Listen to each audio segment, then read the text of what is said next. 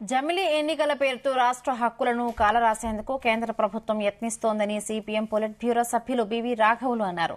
దేశంలో అన్ని రకాల ఎన్నికలను ఒకేసారి నిర్వహించేందుకు హేతుబద్దత లేని సాకులను మోడీ ప్రభుత్వం చెబుతోందని విమర్శించారు. రాజ్యాంగ స్ఫూర్తికి ఇది విరుద్దమని చెప్పారు. ఒకే దేశం, ఒకే భాష, ఒకే సంస్కృతి, ఒకే వివాహ వ్యవస్థ ఉండేలా బీజేపీ, ఆర్ఎస్ఎస్ కుట్రలు చేస్తున్నాయన్నారు.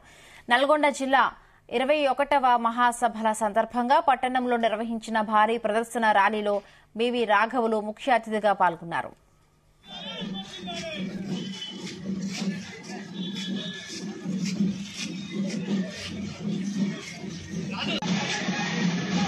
అందుకని దేశంలో మైనార్టీలు ఉంటే ఆ మైనార్టీలు జాగ్రత్తగా చూసుకోవాల్సిన బాధ్యత ప్రభుత్వమే ఉంది.